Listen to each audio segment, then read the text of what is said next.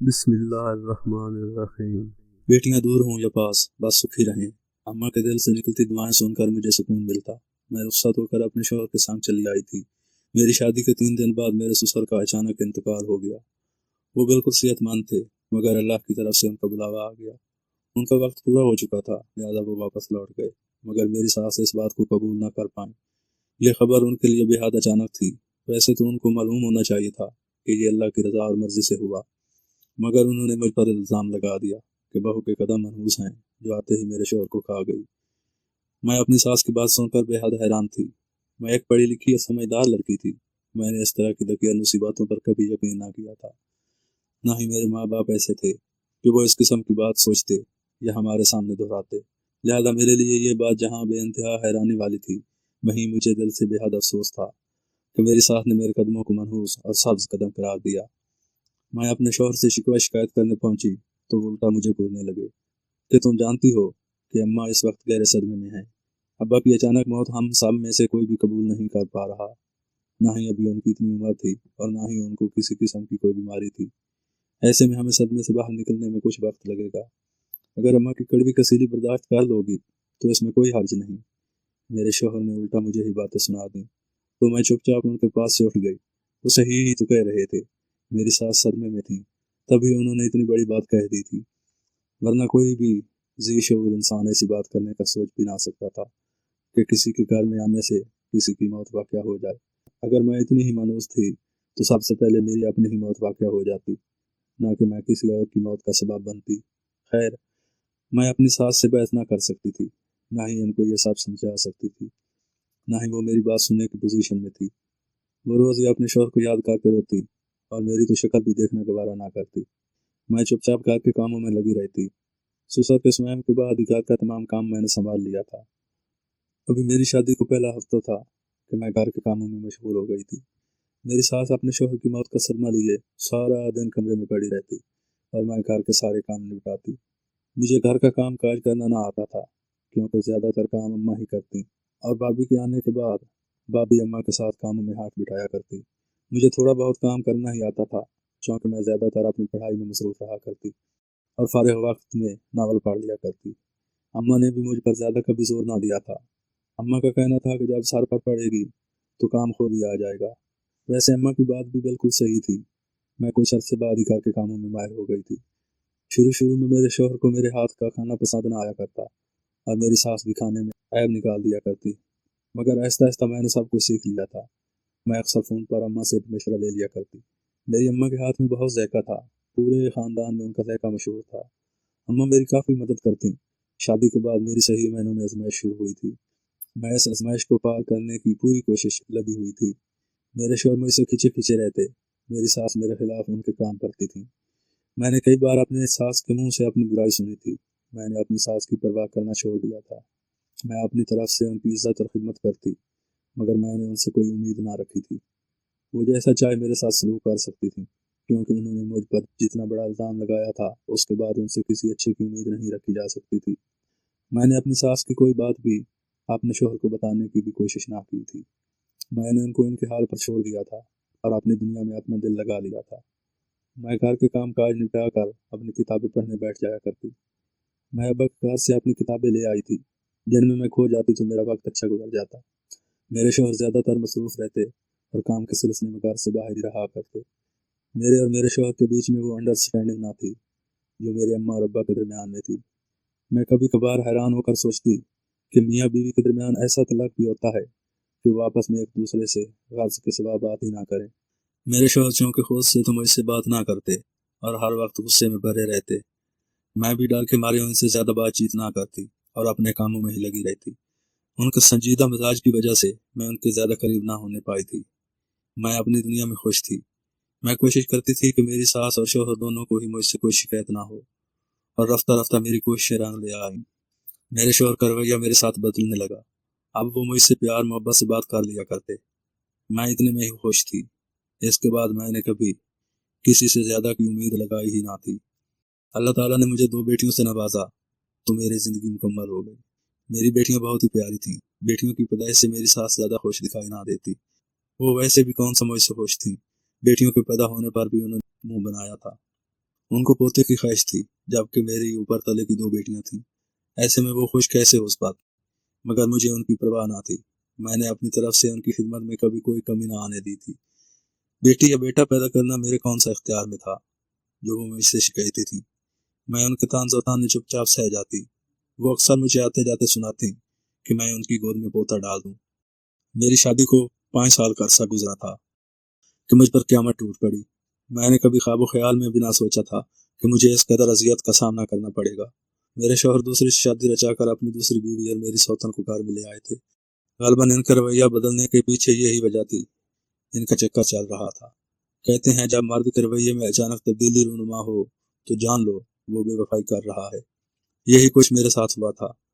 मैं हैरानी से अपने शौहर के पहलू में खड़ी सजी संवरी दुल्हन को देख रही थी, जो बेहद प्यारी और दिलकश थी। मेरे शौहर मुझे यूं हैरान देखकर कुछ शर्मसार हुए, मगर मुझे नजरअंदाज करते अगले ही पल अपनी नई दवेली दुल्हन का हाथ पकड़ के अपनी माँ के कमरे में मिलवाने ले गए। मैं भी रोती हुई पीछे चली आई। मुझे उम्मीद थी कि मेरी सास मेरे हक में एक लफ्ज तो बोलेगी, मगर अंदर का मंजर देखकर मैं हैरान ही रह गई। वो अपने बेटे की दूसरी बीवी की बलाएं लेने में मसरूफ थी। दरअसल अजमल इससे पहले ही शादी करना चाहता था, मगर मैंने जबरदस्ती इसकी शादी तुम्हारे साथ कर दी। ये तो अजमल की कॉलेज की मोहब्बत है। मेरी सास बड़ी खुशी से अपने बेटे की पहली मोहब्बत की दास्तान सुना रही थी। मैं चुपचाप कमरे में चली आई। कमरे में आकर मेरे सब्र के सारे बंधन टूट गए। मैंने इन लोगों की किस कदर खिदमत की थी, और इस खिदमत का सिला मुझे यूं दिया गया कि मुझ पर सौतन लाकर मुसल्लत कर दी गई। अगर मेरी सास के अंदर थोड़ी सी शर्म, हया और गैरत होती तो वो कम अज कम इस मौके पर मेरा साथ जरूर देती, मगर वो तो मुझे ब्याह कर लाने के पहले दिन से ही मेरी ऐसी दुश्मन हुई कि मुझे यकीन ना होता। अल्लाह जाने उससे मुझसे कौन सा बैर था। अगर उसका बेटा खुश नहीं था या वो कहीं और शादी करना चाहता था तो पहले ही इस लड़की से शादी कर लेता। भला मेरी जिंदगी बर्बाद करने की क्या जरूरत थी। मैंने अम्मा अब्बा को अपनी सास और शौहर के रवैये के बारे में अभी तक कुछ न बताया था, मगर अब 5 साल से गुजर चुका था। उन लोगों ने मेरे सब्र और मेरी खामोशी का नाजायज फायदा उठाया था। शायद उन्होंने ये सोच लिया था कि इसके साथ हम जो भी जुल्म कर लेंगे ये चुपचाप बर्दाश्त कर लेगी, और मैं अभी तक ये सब बर्दाश्त करती भी आ रही थी, मगर अब सब मेरी बर्दाश्त से बाहर था। आखिर 2 बच्चियों का साथ था। मेरा शौहर पहले ही मुझसे खींचा खींचा रहा करता और मुझे कोई तवज्जो या अहमियत ना दिया करता, जबकि दूसरी बीवी के आने से मेरी हैसियत बिल्कुल जीरो होकर रह गई थी। अगर मुझे बगैर शौहर के ही रहना था तो फिर मैं यहाँ क्यों कर रही थी। मैं अपनी जिंदगी अपनी मर्जी और खुशी से भी गुजार सकती थी। ये सोचते हुए मैंने अब्बा को फोन कर दिया तो अब्बा मुझे फौरन ही लेने चले आए। वो भी यहाँ की सूरत हाल जानकर सख्त हैरान थे। उन्हें यकीन ना आता कि मैं इतने अरसे से सब कुछ बर्दाश्त कर रही थी। मैंने अब्बा को एक एक बात बता दी। अब्बा ने मेरे शौहर से शिकवा किया तो वो उल्टा अब्बा पर ही गुस्सा करने लगा। इन दोनों माँ बेटे ने मुझ में 1000 बुराइयां गिनवा दी। आपकी बेटी को ना घर में रहने का तरीका सलीका है और ना ही तमीज। ये घर में किसी को बुलाना भी पसंद नहीं करती और ना ही मेरी माँ से कोई बातचीत करती है। बस घर के काम निपटा कर अपनी किताबों में गुम हो जाती है। घर में रहने के ये तरीके नहीं होते। ये घर है, कोई सुकून नहीं। मैं सख्त तज्जुब का शिकार थी। अगर इसको मेरी किताबें पढ़ने या खामोश रहने पर इतराज था तो मुझे पहले बता देता। मैं उसकी अम्मा के साथ बैठकर बातें बना लेती, मगर उसने कभी भी मुझसे कुछ शिकवा शिकायत नहीं किया और ना ही कभी मेरे रवैये पर कोई तनकीद की थी। मगर उसके दिल में तमाम शिकवे मौजूद थे जो मैं आसानी से समझ सकती थी कि मेरी सास ने इसके दिल में डाले थे। मेरी सास ने भी मेरे अंदर 1000 कीड़े निकाल कर मेरे अब्बा को कह सुनाए, देख रफीक, मैं तो बहुत प्यार और अरमान से तेरी बेटी ब्याह कर लाई थी। ये जल्दी अपने शौहर समेत मेरा भी दिल जीत लेगी, मगर ये ना तो शौहर को अपना बना सकी ना मेरा दिल जीत सकी। मैं तो इसकी माँ के सलीके की कदरदान थी और सोचती थी कि बेटी भी माँ पर गई होगी, मगर इसने अपनी माँ की एक खूबी तक ना चुराई। मेरे अब्बा ये सब सुनकर हैरान थे, मगर वो जानते थे कि मुझ में ये सब बुराइयां मौजूद ना थीं। आखिर मैंने जिंदगी के इतने साल उन्हीं के आंगन में गुजारे थे। अब्बा मुझे अच्छी तरह से जानते थे। अब्बा ने फैसला मेरे सर पर छोड़ दिया था कि अगर मैं चलना चाहूँ तो उनके साथ चल सकती हूँ। मैं गुस्से में भरी हुई थी, लिहाजा अपनी बच्चियों का सामान पैक करके अब्बा के हमराह हो ली।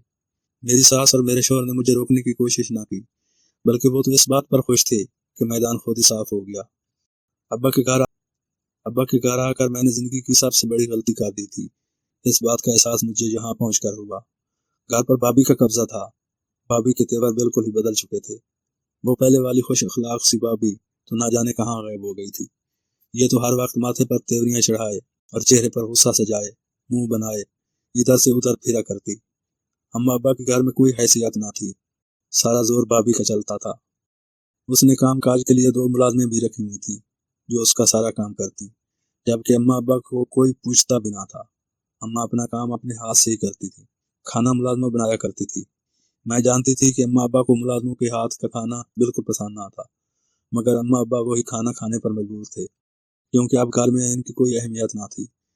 بھائی تو شروع دن سے ہی بیوی کے نیچے لگا ہوا تھا اور اب تو اس کی حالت دیکھنے والی تھی۔ وہ بیوی کے اشاروں پر ناچتا۔ اس نے اما ابا کی پرواہ کرنا بالکل چھوڑ دی تھی۔ وہ صرف بیوی کو سنتا اور اسی کی زبان بولتا۔ مجھے آئے ہوئے 2 ہفتے ہو چکے تھے، وہ ایک بار بھی اما ابا کے پاس آ کر نہ بیٹھا۔ میرے ساتھ بھی اس نے سرسری سی بات چیت کی تھی، نہ اس نے میرے حالات پوچھے اور نہ میرا دکھ جاننے کی کوشش کی، اور اپنی بیوی کے ساتھ اپنے کمرے میں گھس گیا۔ میں حیران تھی کہ اما ابا نے اس بیٹے کو کتنی محبتوں سے پالا تھا۔ وہ شادی کے بعد ایسا بدل گیا تھا۔ ایک میرا شوہر تھا جو آج تک میرا نہ بن سکا، اور ایک بھائی تھا جو اپنی بیوی کے نیچے لگا ہوا تھا۔ دنیا میں ایسے مرد بھی ہوتے ہیں، میں یہ سوچ کے حیران تھی۔ مجھے اچھی طرح احساس ہو گیا تھا کہ مجھے اپنی جگہ نہیں چھوڑنی چاہیے تھی، بلکہ اپنے شوہر کے گھر پر ہی رہنا چاہیے تھا۔ میں نے ابا کے گھر آ کر اپنی بچیوں کو بھی ان کے باپ کے سائے سے محروم کر دیا تھا۔ ویسے تو وہ بچیوں پر زیادہ توجہ نہیں دیا کرتا تھا، مگر پھر بھی گھر میں باپ کا سایہ تو موجود تھا، جبکہ یہاں آ کر میری بچیاں بالکل ہی بے آسرا ہو کر رہ گئی تھیں۔ اما ابا تو ان کی دل جوئی میں لگے رہتے، مگر ماموں اور ممانی کا رویہ ان کے ساتھ اچھا نہ تھا۔ اما ابا کی زندگی میں یہ حال تھا، اگر خدا نخواستہ میرے باپ کو کچھ ہو جاتا تو میری بچیوں کے ساتھ یہ کیا سلوک کرتے۔ مجھے اس بات کا اچھی طرح سے اندازہ تھا۔ میں چاہتی تھی کہ میرا شوہر آئے اور مجھے منا کر لے جائے، یا کم از کم مجھ سے کوئی رابطہ کرنے کی تو کوشش کرے، مگر کئی مہینے گزرنے کے باوجود بھی اس کی طرف سے کوئی رابطہ نہ ہو سکا۔ اما ابا دونوں ہی بیمار رہا کرتے، وہ بوڑھے اور کمزور ہو گئے تھے۔ ایسی صورت میں میری پریشانی نے ان کو مزید بوڑھا بنا دیا تھا۔ وہ ہر وقت پریشانی میں گھرے رہتے کہ ان کے بعد میرا اور میری بچیوں کا کیا بنے گا۔ لہذا ابا نے بیچ میں رشتہ داروں کو ڈال کر صلح صفائی کروانے کی کوشش کی۔ اما نے مجھے اس بات پر راضی کیا کہ میں واپس اپنے سسرال چلی جاؤں، جیسے بھی ہو اپنی سوتن کے ساتھ گزارا کروں۔ آخر اسلام نے مردوں کو 4 شادیوں کی اجازت دی ہے، اس نے کوئی غلط کام نہ کیا۔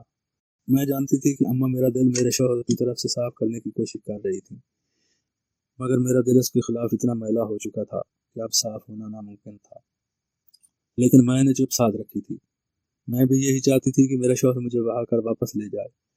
میں اس سوتن کے ساتھ گزارا کرنے کو تیار تھی، آخر وہ میرے شوہر کا گھر تھا، بھلے میری حیثیت وہاں کچھ بھی نہ تھی، مگر میری بچیاں اپنے پورے حق کے ساتھ وہاں رہ سکتی تھیں۔